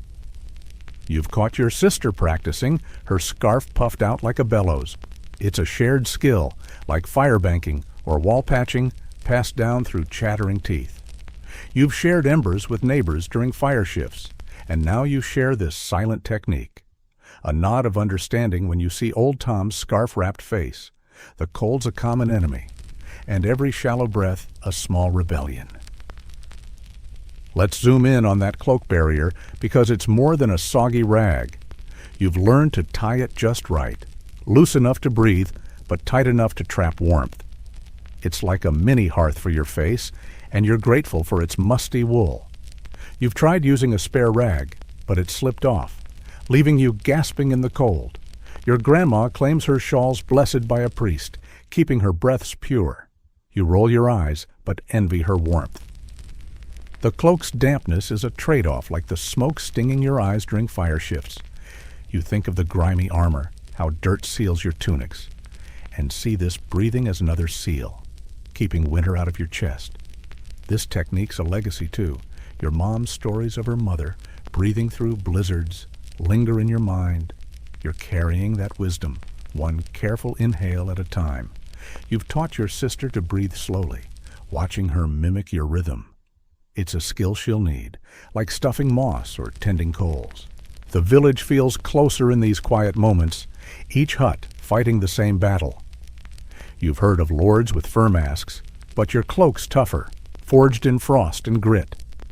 You settle into the straw, breathe shallow, and feel a quiet strength. Winter's brutal, but you're a ninja, ready for the next cold night. You're still huddled in your medieval peasant hut, your ninja breathing those shallow nose-only sips, keeping your lungs safe, mingling with the snores of the human lasagna nearby. The hearth's faint glow, patched walls, and grimy tunics hold winter at bay. But barely. Now, you're turning to a secret weapon food, not dainty pies, but heavy, gut-sticking stews to fuel your body's internal furnace. You ladle a steaming bowl of turnip and barley sludge, your stomach growling like a cranky bear, and dig in, knowing each bite is a spark to keep you warm through the night's icy grip. It's supper time. The hut dim, save for the hearth's flicker. Remember that smoky lifeline you guarded. The air's thick with boiled roots and smoke, and your family crowded around a single pot. You're not eating for pleasure. You're eating to survive. A full belly burns calories, generating heat to fight the cold seeping through your moss-stuffed walls. Mainstream fact medieval peasants relied on calorie-dense foods like grains and root vegetables in winter, with archaeological evidence showing barley and oats as staples in rural diets. You scoop a spoonful, the stew's warmth spreading from your gut like a tiny hearth. It's not gourmet, but it's your ticket to waking up without icicles on your nose. This isn't just filling up, it's strategy. Heavy foods like turnips, parsnips, and barley digest slowly, keeping your body warm while you sleep. You've got rye bread, dense as a brick, to sop up the broth. If lucky, there's salted pork, a treat from autumn's slaughter.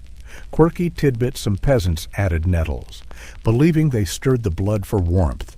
A prickly idea packing nutrients. You grimace at the bitter taste, but eat better than shivering. Joke number 1, your stew's so hearty. It could arm wrestle a knight and win. Your mom's the stew master, stirring with a wooden spoon older than you. She's tossed in onions, a sad carrot, and maybe summer herbs. You eat fast because your brother accidentally grabs seconds. Your dad insists on big portions, especially for kids, saying a full gut beats any cloak. Historians still argue whether peasants ate heavily at night for warmth or scarce daytime food, suggesting both. You're just glad to feel your toes as the stew settles. Eating is a battle. The pot's small, winter's lean, your grain sack's half empty by February. You ration, but tonight's a big meal to stoke your furnace. The stew's thick, sticking like mud on your boots. Remember those soggy foot wraps. You chew slowly, savoring warmth, though it's like eating a soggy field. Your sister whines about turnips, but you glare she'll eat or shiver. Joke number 2, she's pickier than the goat, who eats your cloak for breakfast. The hut's alive with slurping and chewing. Chickens eye your bread like bandits. You guard it. Crumbs are gold. The stew's heat tingles your fingers, echoing the human lasagna's warmth. But heavy meals bring heavy dreams last night. Dancing cabbages haunted you, thanks to an extra ladle. Bloating makes sleep sweaty, but the heat's worth it. You think of your ninja breathing, guarding your lungs, and see this meal as another shield. The village shares this trick. Old Tom brags his onion stew survived the 1315 Great Famine. You nod his tales are entertainment. Widow Agnes adds garlic, swearing it wards off sickness. You've tried it. Your breath could feel like a horse. Joke number 3, your stew's a superpower. Call it dragon breath. Everyone eats big before bed, outlasting the cold. This guy-fired warmth is a legacy. Your grandma's barely gruel tales linger. You teach your sister to eat hearty, despite her nettle gags. That pot, dented, blackened, a family heirloom, is your lifeline. Your mom's precise, rationing scoops to stretch the meal. Lean nights mean gruel, but tonight's a feast. Turnips, barley, pork's salty kick. You savor it, a rare joy. The village's pots simmer with the same mission endure, but it's more than fuel. It's a ritual. Sharing the pot, passing the bread, and bickering over scraps binds you. Your dad's lean winter stories, told over stew, forge ties, Neighbors swap recipes, like Agnes's garlic, weaving survival's web. Now, let's linger on the stew's craft. Your mom's a survival artist, balancing meager stores barely stretched with roots, herbs masking spoilage. You've watched her haggle at the market, trading eggs for onions, ensuring the pot's full. Her skill's a shield, like your cloak's grime. You've tried stirring, but your batches lack her magic too watery. Or worse, scorched. She laughs, saying you'll learn when you're starving. The pot's steam warms the hut, a fleeting comfort against the cold siege. If you recall the lasagna's heat, this meal is another layer in your fight. This eating is social too. Suppers when grudges thaw, like your spat with your brother over his cloak thieving. You share a crust, laughing at his turnip face. The village does this too. Feast days see pots pooled, a rare bounty. You've tasted Agnes's brew, pungent but warming. Kids swap stew tales, boasting whose mom's best. It's pride, like patching walls well. You've learned to hoard scraps, hiding a bread heel from chickens. The stew's weight grounds you, a promise of dawn. You scrape your bowl, heat radiating, and settle by the hearth, ready for winter's next round. Nestled in your medieval peasant hut, the night's chill presses hard, despite your gut stoked with turnip stew and your lungs guarded by ninja breathing. The hearth's glow, remember, that smoky lifeline you tended, flickers weakly, and your patched walls and grimy tunics can't fully stop the cold's sneaky advance. Now, you're pulling out a clever trick: hot rocks and hay boxes.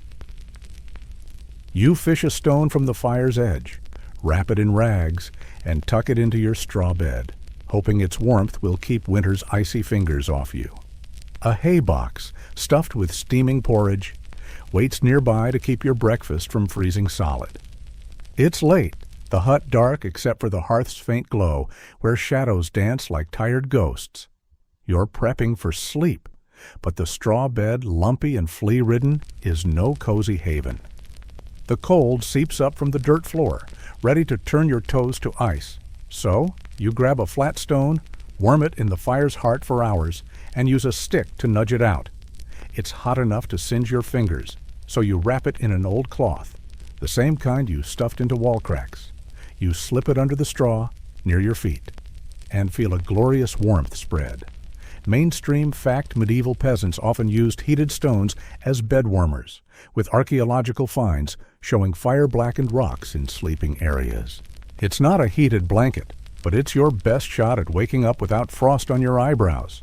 This isn't just about comfort, it's survival engineering. The stone's heat lingers for hours. A mini hearth in your bed. You've also got a hay box, a wooden crate lined with hay to trap heat.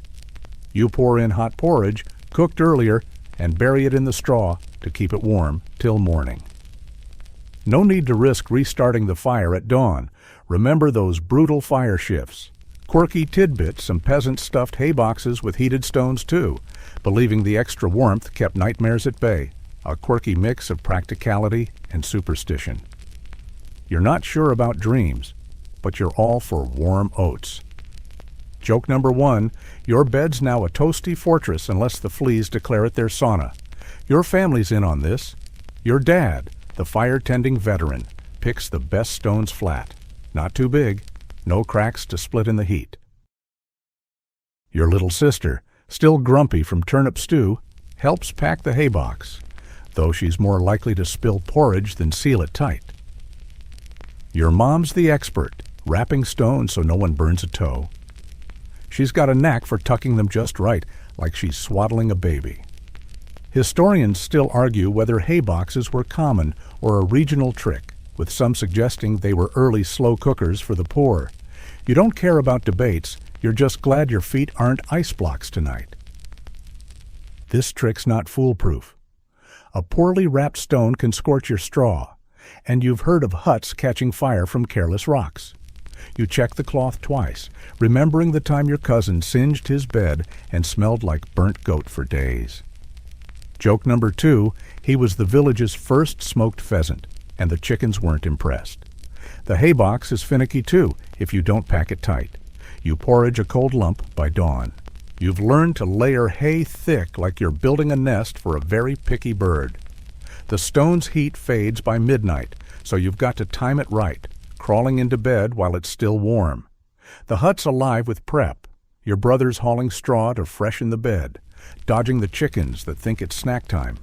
The goat, still hogging your cloak from the lasagna pile, eyes your hay box like it's hiding treats. You shoo it away, guarding your precious warmth. The stone's heat feels like a hug, a rare comfort in this drafty hut. Curse those leaky walls. You think of the stew's warmth spreading in your gut, and this stone's another layer in that survival fight. It's not luxury, but it's a small victory, like outsmarting winter one toasty foot at a time. The village swears by these tricks. Old Tom claims he's slept with hot rocks since he was your age, though his stories grow wilder with each telling. Widow Agnes uses a clay pot for her stones, saying it holds heat longer. You've tried it, and it works, though it's heavy as a sack of barley. Joke number 3, your bed's so tricked out, it's basically a medieval spa minus the relaxing part. Everyone's got their method, sharing tips like they share embers. You've learned to check stones for cracks because a split one's useless. Spitting sparks like an angry cat? These hot rocks and hay boxes are a legacy. Your grandma taught your mom, who taught you, each generation tweaking the technique. You're showing your sister how to wrap stones, though she's more interested in sneaking extra porridge. The village's beds glow with hidden warmth, a quiet rebellion against the cold. You think of the heart's stubborn flicker, the lasagna's shared heat, and see this as another thread in your survival web. You've heard of lords with feather beds, but your stone's tougher. Curled up in your medieval peasant hut, the warmth from your haybox-heated bed and stone-warmed toes hold off winter's chill, a small victory against the dark. The hearth's embers glow softly, and the human lasagna of your family snores. But the cold still lurks outside, ready to pounce. Now, you're leaning on something bigger than your own hut's defenses, the Village Lifeline Network. You rely on neighbors Old Tom, Widow Agnes, and others to survive the darkest nights. When a chimney stops smoking or a door stays shut, someone's there, trudging through the snow with a spare blanket or a kind word. Because in this frozen world, no one makes it through winter alone. Your village is a cluster of huts, each as flimsy as yours, scattered across a snowy field like forgotten toys. The wind howls, but the real strength lies in the invisible threads tying you to your neighbors.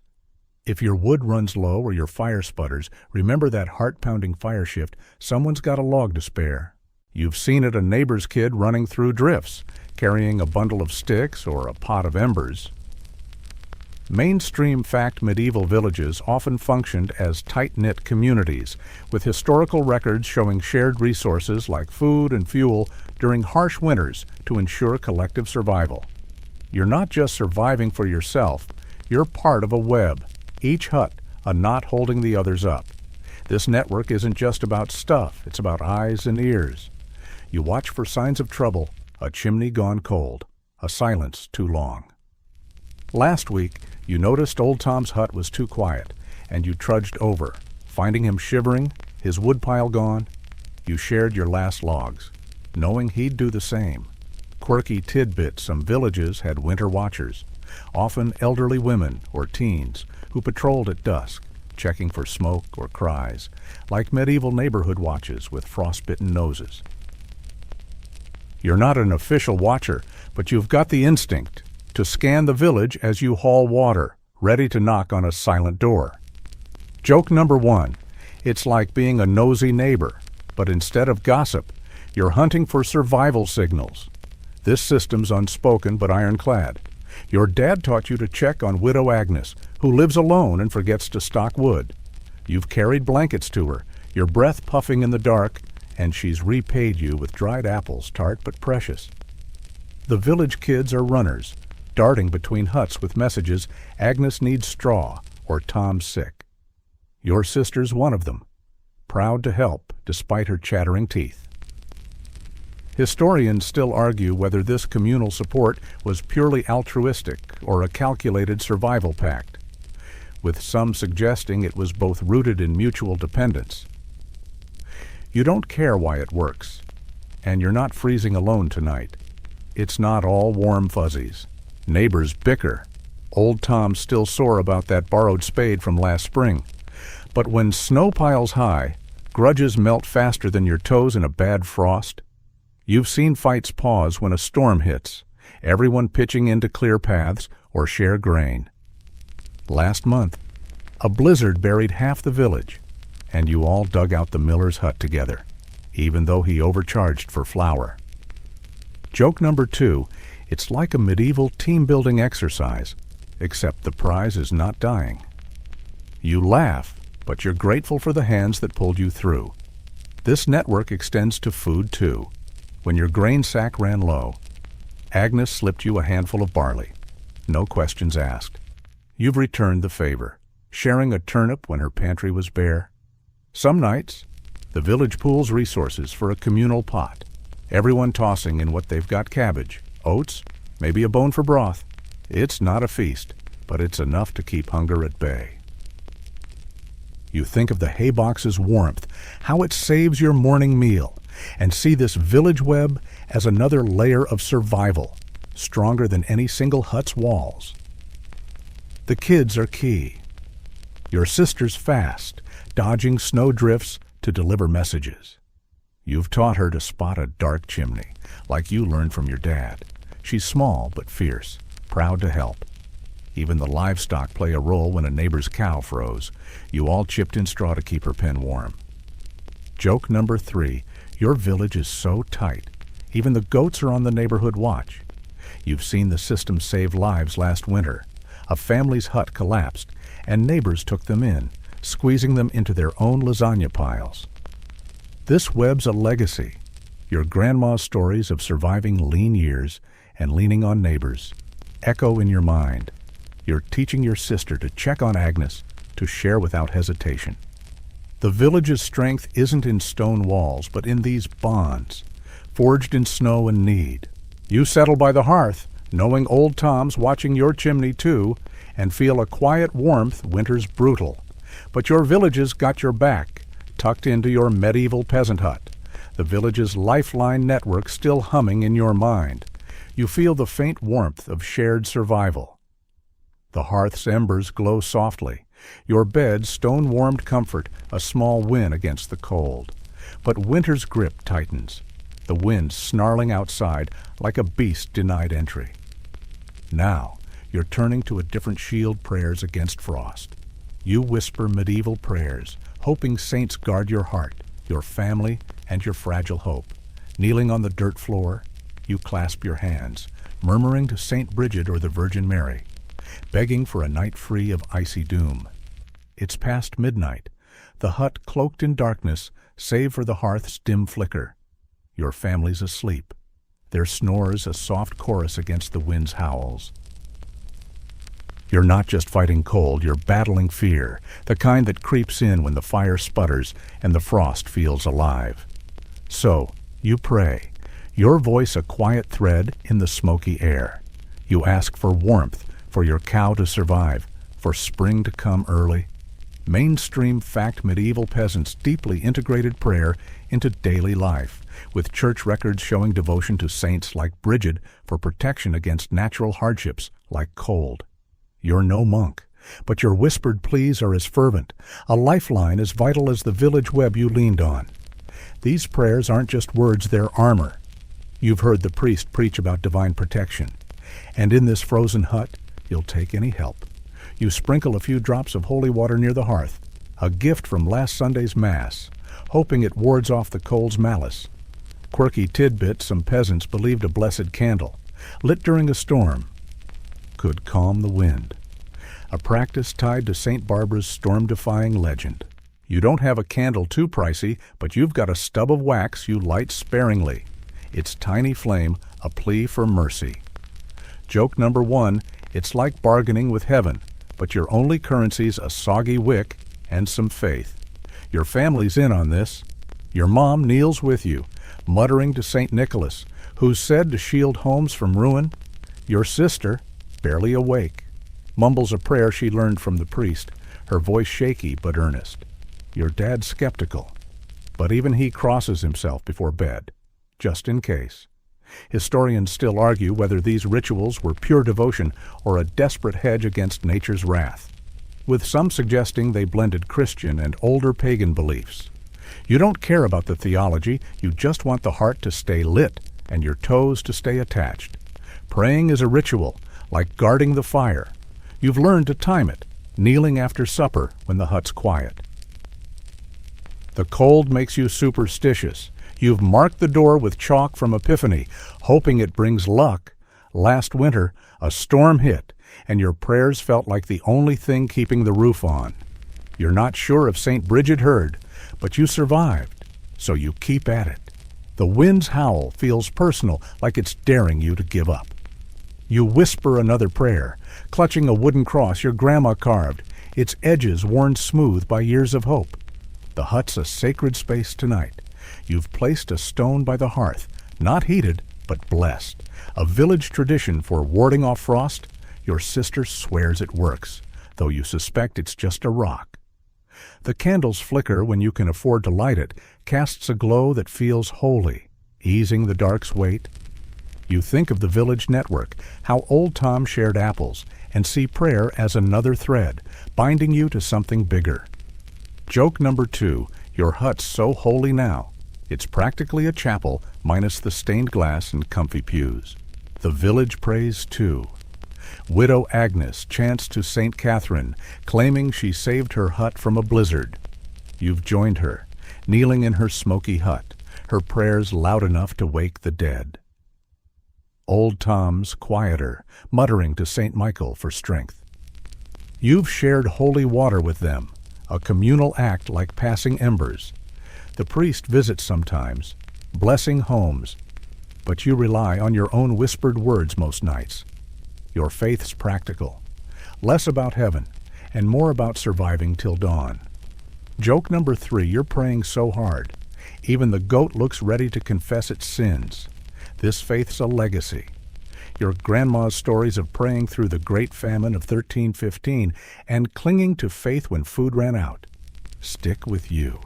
You're teaching your sister to pray, her small hands copying yours. The village's prayers rise like smoke, a collective plea for warmth. That cross, worn by generations, is your anchor. You've heard your mom pray over it, seeking storm protection. You've tried it. Its weight grinds you. The village shares relics, cloth scraps, stones, charms, each a spark of hope. Agnes's saint carving, clutched in blizzards. Is no magic, but its strength, like your haybox's warmth. Let's dwell on those relics because they're more than trinkets. You've tied a blessed ribbon to the cow's pen, hoping St. Bridget guards her milk. Your sister's got a pebble from a pilgrimage tucked under her straw. You've seen neighbors trade these, like old Tom's worn prayer bead, swapped for your mom's holy water. It's a currency of faith, binding you tighter than any village council. You've prayed at the church's frozen well. Its water is said to heal. It didn't, but the act steadied you. Your prayers shift sometimes for warmth, sometimes for courage. You've heard of monks fasting for grace, but your faith's fed by need, each pleading a stitch in your survival. You settle by the hearth, cross-clasped, winter heavy, but not winning. Kneeling in your medieval peasant hut, the echo of your frost-defying prayers to St. Bridget still lingering. You feel a flicker of hope amidst the cold. The hearth's embers, your lifeline through those grueling fire shifts, glow faintly, and the village's shared strength bolsters you. But winter's not done with you yet. Now, you face its grim toll, frostbite, disease, and the ever-present specter of death. You check your fingers for blackening tips. Listen for coughs in the night, and brace for the losses that haunt every snowbound village, knowing each dawn is a gamble with fate. The hut's dark, The winds howl, a cruel reminder of winter's power. Your family's asleep, their breaths puffing in the chill air. But you're awake, haunted by the risks lurking beyond your prayers. Frostbite's a silent thief, creeping into fingers and toes left too long in the cold. You've seen it. Old Tom's neighbor lost a thumb last winter, its tip black as charcoal after a wood-gathering trek. You rub your hands, still raw from hauling snow, checking for numbness. Mainstream fact frostbite was a common winter hazard in medieval Europe, with medical texts from the 14th century describing amputations to save lives from gangrene. You're no surgeon, but you know a blackened toe means trouble, and you're not keen on testing your luck. The disease is winter's crueler ally. The hut's cramped, smoky air curse that chimneyless hearth breeds, coughs that won't quit. You've heard your sister's chest rattle, a dry hack that makes your heart sink. Pneumonia and bronchitis stalk the village, thriving in cold, weakened bodies. Quirky tidbit, some peasants smeared goose fat on their chests, believing it drew out bad vapors, a smelly remedy that did little but make you slippery. You've tried it, gagging at the stench, but you'd rather smell like a barnyard than cough your lungs out. Joke number 1, your hut's so germy. It's like hosting a medieval plague party without the fun. Your family's not immune. Your mom's been coughing, though she hides it, insisting it's just smoke. You watch her, fearing the fever that took your cousin 2 winters ago. Your dad's tougher, but even though he's slower, his joints are stiff from cold. Your sister's small, her body frail against illness. Historians still argue whether winter diseases killed more than starvation in medieval villages, with some estimating half of all deaths occurred in the cold months. You don't need numbers, you've seen empty huts by spring, their silence louder than any storm. You check your sister's forehead, relieved it's cool, and pray your holy water's worth its weight. Death's shadow looms largest. Winter doesn't just threaten, it claims. You've heard of whole families frozen in their beds, found stiff when neighbors checked. The Great Famine of 1315. Your grandma's grim tale saw villages halved by cold and hunger. You've walked past abandoned huts, their thatch sagging, a reminder no one's safe. You've lost a friend to fever, his laughter gone like smoke. The cold makes you morbid, each creak of the hut sounding like a warning. You think of the village web, how Agnes shared barley, and cling to its strength. But even that can't stop death's quiet steps. This toll's a daily fight. You keep moving to fend off frostbite, stomping your feet during chores despite your soggy wraps. You've boiled water with herbs mint, if you're lucky to ease coughs, a trick from Widow Agnes. It's not much, but it's better than nothing. The hut's air feels thick, so you crack the door for a moment, risking cold for freshness.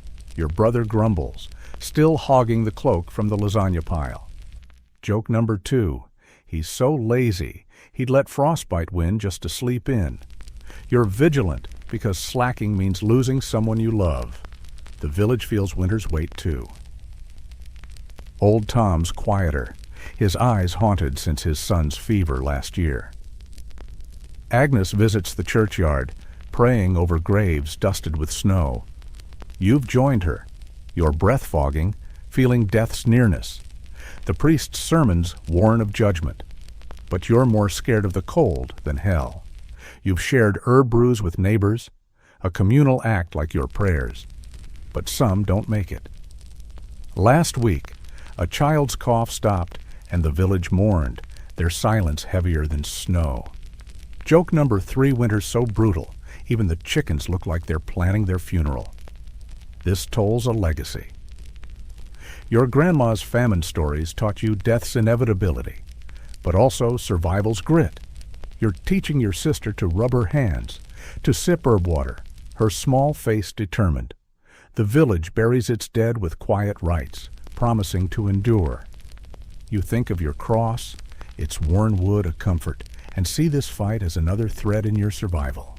You settle by the hearth, checking your fingers, listening for coughs. Winter's toll heavy, but not yet yours. Let's linger on those herbs because they're your thin defense. You've gathered thyme from summer's edge and dried it in secret to avoid the priest's witchcraft mutterings. Your mom brews it with care, her hands steady despite her cough. You've tried fennel, too. Its licorice tang is odd but soothing. The village shares these Agnes's mint, Tom's sage, each a spark of resistance. You've seen neighbors try bloodletting, a grim cure that weakens more than heals. Your remedies are humbler, rooted in trial and error. You've heard of lords with physicians, but your herb pot's your doctor, its steam a frail hope. You check the fire, stir the brew, and brace for winter's next strike, knowing death's waiting, but you're not ready to meet it yet. Huddled in your medieval peasant hut, the weight of winter's grim toll, frostbite, disease, and death still lingers. But your survival through prayers and village bonds gives you a flicker of defiance. The hearth's embers, your lifeline through those grueling fire shifts, glow faintly, and the village's shared strength bolsters you. Now, you're looking beyond the night, seeing how your grit and that of countless peasants weaves a legacy of ingenuity that shapes humanity's survival story. You're not just scraping by, you're part of a stubborn thread, stitching together tricks and tenacity that carry your people forward, one frozen winter at a time. Your hut's a battlefield, scarred by your efforts, moss-stuffed walls, a smoky hearth, a bed warmed by stones. Each trick you've mastered, from shared warmth to whispered prayers, is a spark of genius born from necessity. You're no scholar, but your survival is a masterclass in adaptation. You've learned to stretch a handful of barley into a week's meals, to coax fire from damp twigs, to turn a rag into a wind blocker. Mainstream fact medieval peasants developed countless survival techniques, with archaeological evidence like preserved tools and food stores showing their resourcefulness in harsh climates. You're proud, rubbing your hands by the hearth, knowing your small victories echo across generations. This ingenuity isn't just yours, it's collective. Your village, a web of huts like yours, thrives on shared tricks. Old Tom taught you to tie knots that keep your cow's pen secure against snowdrifts. Widow Agnes showed you how to dry herbs for winter brews, easing aches when food is scarce. Your mom's knack for mending tunics with nettle thread stronger than it looks keeps your family clothed. Quirky tidbit, some peasants crafted snowshoes from woven branches, letting them trudge through drifts without sinking. A clunky but clever invention. You've tried it, wobbling like a newborn calf, but it got you to the woodpile. Joke number one, you're basically a medieval inventor, but your patent's stuck in the snow. Your family carries this legacy too. Your dad's stories of rebuilding after storms, using only mud and grit, inspire you to keep going. Your sister's learning fast, copying your herb drying trick, her small hands nimble despite the cold.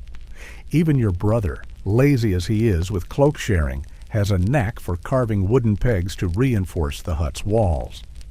Historians still argue whether peasant ingenuity was driven by desperation or a culture of innovation, with some pointing to shared knowledge in village markets as evidence of creativity. You don't need debates, you see it in every patched cloak, every reused scrap, every trick that keeps winter at bay. This legacy's not just about surviving, it's about building. You've learned to store grain in clay pots buried underground, safe from mice and damp. You've seen your mom weave rushes into mats, softening the dirt floor's chill. These aren't just chores, they're inventions, passed down like treasures. You've taught your sister to knot ropes for hauling wood, a skill your grandma swore saved her in a blizzard. The village pulses with this know-how. Neighbors trade tips on salting meat or curing hides. Each idea a brick in a foundation for the future. You think of the prayers you whispered, their hope a spark, and see this ingenuity as another flame, burning bright against the dark. It's not perfect. Some tricks fail your attempt at a rush mat disintegrated in a week, leaving you with a muddy floor and a grumpy mom.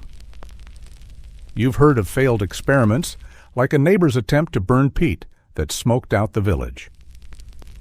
Joke number 2, it was like a medieval fog machine, but nobody was dancing. Still, you learn, adapt, and share. The village's market, a rare bustle in winter, is a hub for these ideas. Someone's always got a new way to store apples or mend a plow. You've swapped a clay pot trick for Agnes's herb brew, each exchange a lifeline. This ingenuity shapes more than your hut. You've seen the village rebuild after floods, using mud bricks hardened by fire. You've helped dig communal ditches to divert snowmelt, a sweaty job that saved fields. These efforts aren't just for now. They're for your kids, for their kids. You imagine a future where stone houses replace wattle and daub, built on your know-how. Joke number 3, your village is so clever, it'll invent central heating by the next century. Dream big, right? You're not just surviving, you're laying the groundwork. Each trick a step toward a warmer, safer world. The legacy's in the details. Your mom's herb drying rack, hung high to dodge chickens, is a small marvel. You've copied it, tweaking the design to hold more. Your dad's method of stacking wood to stay dry through storms is village famous. Old Tom swears by it. You've taught your sister to weave nettle thread, her fingers catching on like yours did. These skills, born in frost, are your inheritance, stronger than any lord's gold. Let's zoom in on those tools because they're your ingenuity's bones. You've sharpened a flint knife, its edge honed by trial, cutting hide better than any lord's blade. Your dad's plow, patched with scavenged wood, turns frozen earth like a stubborn mule. You've seen Agnes's spindle, whittled from bone, spinning wool finer than market thread. These aren't just objects, they're survival's art, each nick a story of grit. You've tried carving your own pegs, botching half but learning fast. The village shares tools too. Tom's borrowed your sickle, returning it with a fish as thanks. It's a cycle, like your prayers, binding you to tomorrow. This legacy is a bridge. You've heard of towns growing, their stone walls rising on peasant know-how. Your ditch digging saved crops, feeding markets beyond your valley. You've seen traders marvel at your mom's rush mats, offering coins she refused, she'd rather trade for salt. Your skills ripple like the earth's heat, warming futures you'll never see. You settle by the embers, feeling centuries' weight, your ingenuity, a fire that'll outlast winter's chill, wandering from the icy shadows of your medieval hut, where peasant grit still kindles your spirit. You find yourself in the sun-blasted Supi Valley of ancient Peru, where Carol's ruins rise like a mirage. Nearly 5,000 years ago, this civilization built desert pyramids without a whisper of war, a testament to peace and ingenuity that hums with your own fight against winter's odds. You explore their stone relics, awed by a people who turned a barren land into a thriving city. Their legacy, a beacon of human defiance. The Supi Valley's a brutal stage sand and rock sprawl under a relentless sun. The river, a frail ribbon fighting to exist. You shield your eyes, heat searing your skin, a far cry from your hut's frosty drafts. Yet, here, the Carroll's people created pyramids, plazas, and homes, all without bloodshed. You stand before the pyramid mayor, its stones soaring 60 feet, stretching 450 feet wide, a giant born of sweat and smarts. Mainstream Fact Corral, dated to around 2600 BCE, ranks among the America's oldest cities, with radiocarbon tests placing it alongside Mesopotamia's early societies. You're no digger of ruins, but you feel the pulse of a people who sculpted grandeur from dust. These pyramids aren't graves like Egypt's, they're hubs of life, pulsing with ritual and unity. You climb broad steps, picturing priests chanting under a star-drenched sky, their voices echoing across the sands. War didn't build this. Cooperation and brains did. You graze a stone, smoothed by centuries, and sense a spark like your ancestors' survival tricks. They moved rocks without wheels, using woven reed shirt bags, simple, sturdy genius, Quirky tidbit these bags, stuffed with stones, filled with pyramid cores, steadying them as your moss-packed walls braced against the wind. You grin, imagining hauling rocks instead of logs.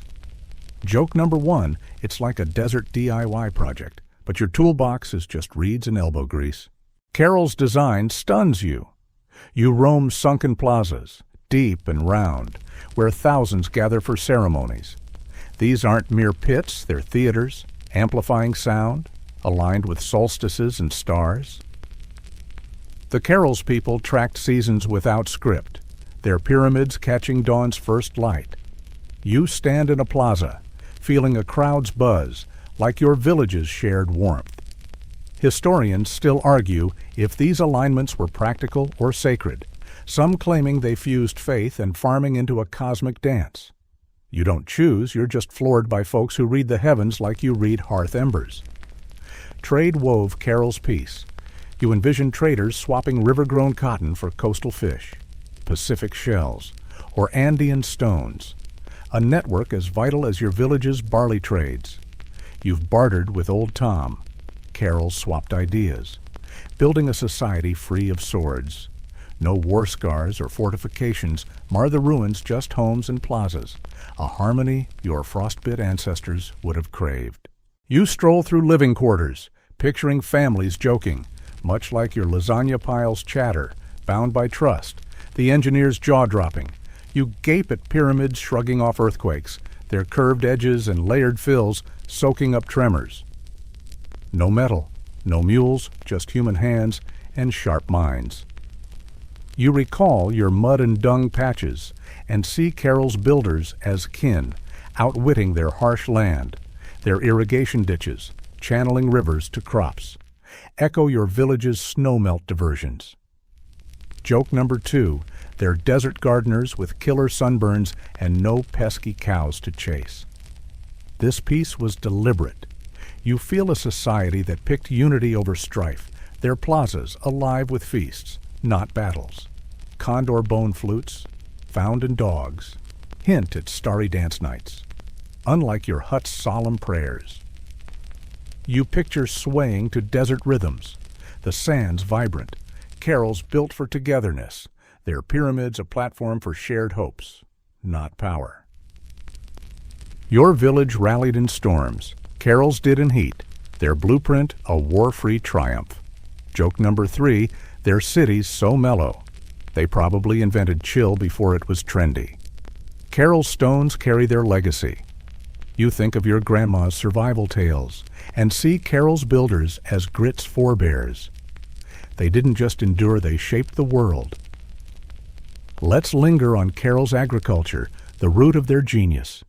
You walk fields where they grew cotton, beans, and squash, coaxing life from sand with irrigation channels. No plows, just wooden digging sticks, yet they fed thousands. You've hoarded barley, they stored maize in sunken pits, safe from pests. Their cotton wove nets for fish, traded far, like your village's apples.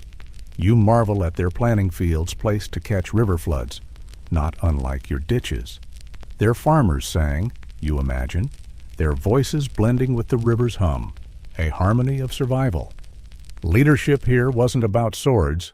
You picture elders guiding, not ruling, their authority and wisdom, not force. No palaces loom, just shared spaces. You've seen your village's Agnes settle disputes. Carol's leaders likely did, organizing pyramid labor without whips. Their society feels dreamy peaceful, complex, each person a thread in a tapestry. You've bartered with neighbors, Carol's trade reached jungles, their shells gleaming in desert light. This web, like your villages, held them strong, a lesson in unity's power. Now, let's delve into Carol's rituals, the heartbeat of their peace.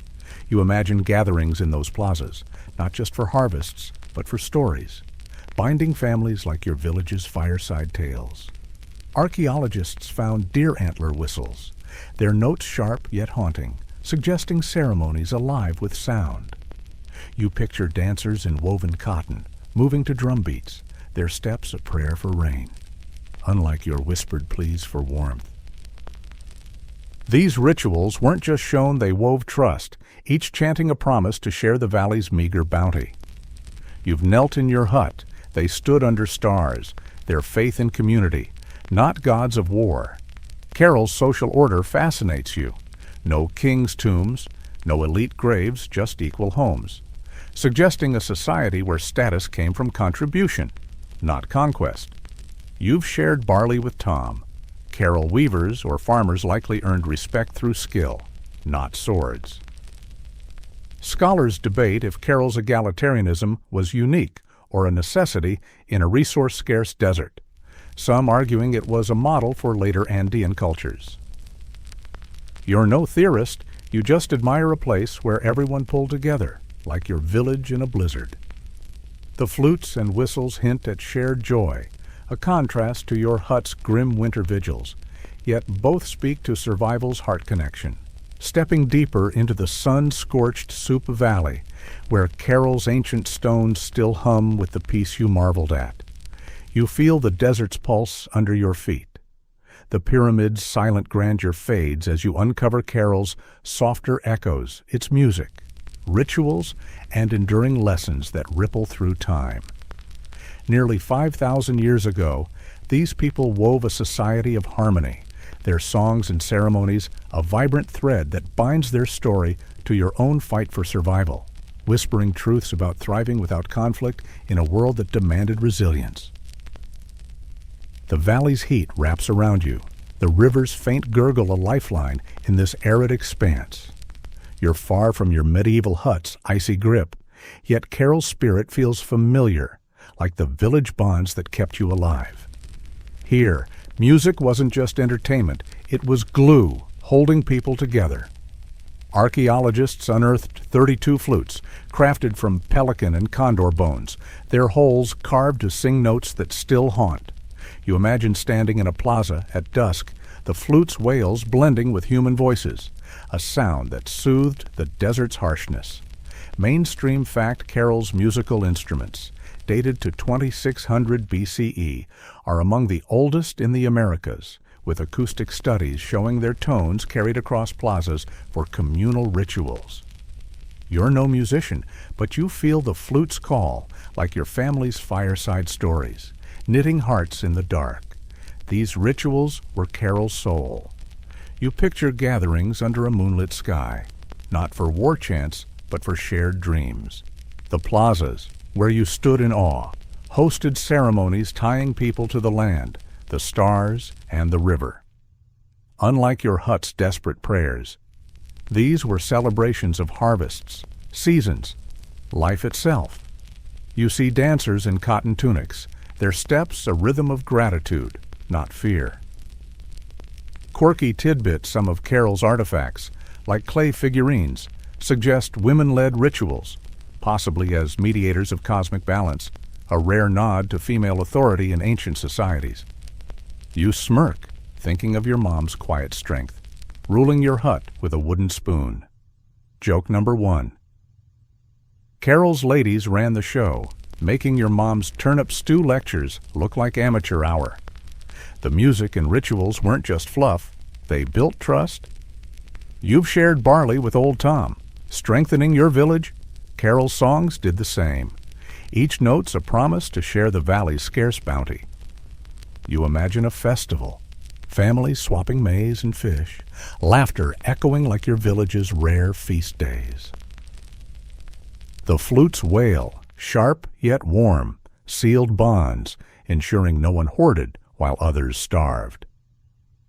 Historians still argue whether Carol rituals were religious or social, some suggesting they were a practical tool to manage scarce resources without conflict. You don't care for theories, you're struck by a people who sang their way to peace. Unlike your village's grim winter vigils, lessons linger in these echoes. You sit on a plaza's edge, the sand warm under your hands, and feel their wisdom unity trumps strife. Your village survived blizzards by sharing and arrived in drought by singing together. Their flutes taught cooperation, not competition, a blueprint for living lightly on a harsh earth. You've patched walls with moss. They patched their society with music, a softer but stronger glue. The absence of war in Carol's ruins, no swords, no skulls feels like a dream. Yet it's real, a path your frostbitten kin might have longed for. You think of your sister's small hands, learning your tricks, and see Carol's children learning songs, carrying peace forward. The ritual's details captivate you. You picture offerings, maize cobs, cotton bundles buried in pyramid corners, not for gods but for community, a pledge to share.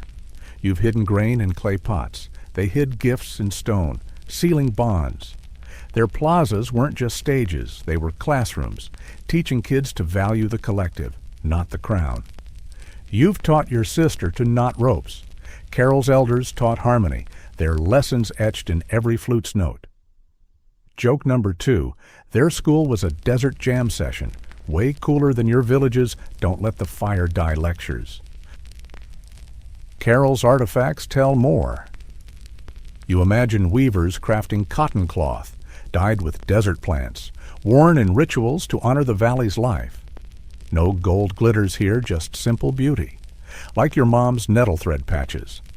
Excavations found knotted cords, possibly quipus, early record keepers of trade or ritual schedules. You've scratched tallies on wood to track grain. They knotted stories. Their knots a language of trust. These tools, like your flint knife, were survival art, each knot a nod to a shared future. Joke number 3, their accounting was so chill. It's like they balanced budgets with good vibes and string. Let's linger on Carol's storytelling because it's another thread of their piece. You picture elders by firelight, not unlike your grandma's famine tales, sharing myths of rivers and stars. These stories weren't just entertainment, they taught values, like your village's tales of grit. Archaeologists found no writing, but carved stones with symbols, swirls. Fish, suns hint at tales etched in memory. You imagine kids listening, wide-eyed, learning to share the valley's fish, just as you taught your sister to share barley. These tales, like your prayers, wove community, each word a promise to endure together. Carol's crafts deepen the lesson. You envision potters shaping clay vessels, not for kings, but for families, their designs mirroring desert curves. You've mended cloaks with scraps. They wove baskets from reeds, sturdy for carrying maize. These weren't just tools, they were love, each basket a gift to the collective. Scholars debate if Carol's crafts were purely functional or ritual symbols, some arguing they held spiritual weight. You see them as both, like your village's herb racks, practical, yet proud. Carol's echoes stories, crafts. Songs teach that peace is crafted, not won, a spark as enduring as your hearth's glow. As the desert fades, your mind drifts, the flute's echoes softening like a lullaby. You're back by your heart, its embers a gentle hum. Carol's peace a warm blanket over your thoughts. The world quotes, the valley's sand settling in your dreams, whispering unity, resilience, hope. Let the stars of Carol's guide you, their light blending with your village's stubborn glow, easing you into rest. The night's long, but you're not alone. Humanity's grit, from icy huts to desert stones, cradles you. Drift now. Let the music carry you, and sleep, safe in the story of survival.